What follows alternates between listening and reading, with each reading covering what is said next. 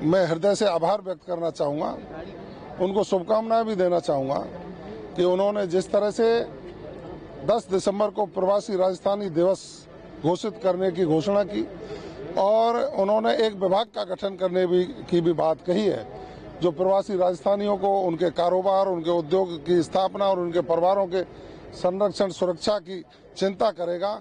निश्चित रूप से स्वागत योग्य है और राजस्थान के विकास में ये सहयोगी होगा, मील का पत्थर साबित होगा। आज का जो सम्मेलन है, प्रभावित राजस्थानियों में जो ऊर्जा का संचार हमें देखने को मिला है। पहली बार ऐसा हुआ है जब सरकार के गठन के पहले ही वर्ष में इस तरह के आयोजन होकर के राजस्थान की जनता और राजस्थान के युवाओं के सपनों को साकार करने के लिए, यहाँ निवेश स्थापित करने के लिए आमंत्रण किया हो और इस तरह की व्यवस्थाएं की हो। निश्चित रूप से माननीय भजन लाल जी की जो कंस्ट्रक्टिव सोच है, वो धरातल पर आकर के इस राजस्थान को स्वर्णिम राजस्थान बनाने का सपना साकार करेगी। हम सब साथी मिलजुल कर उनकी सोच को आगे बढ़ाकर प्रत्येक राजस्थानी के विकास की चिंता करते हुए उनके सम्मान को बढ़ाने की बात करेंगे। आज का ये दिवस याद रहेगा, इतिहास बनेगा। ईवीएम मशीन के ऊपर सवाल उठाए जा रहे हैं और बैलेट मतदान की मांग कांग्रेस और जो विपक्षी दल है वो कर रहे हैं, उसको लेकर मुहिम चला रखी है। जनता उनके बयानों पर हंस रही है, इसलिए हंस रही है कि कई प्रदेशों में चुनाव हुए हैं,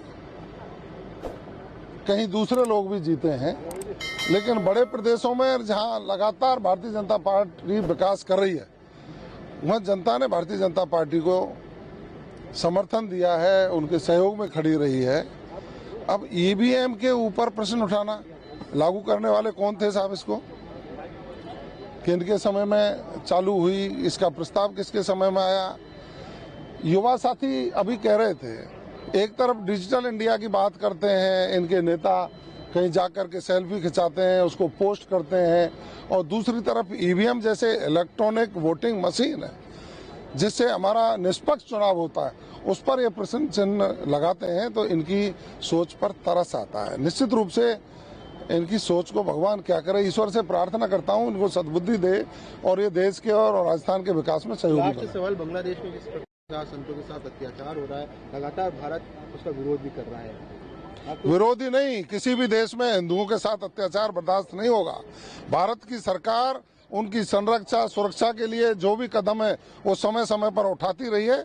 और मैं कहना चाहूँगा कि जो भी देश हिंदू आस्था पर प्रहार करते हैं वो कृपया सोचें, अन्यथा कोई भी धर्म, कोई भी भारतवासी कमजोर नहीं है।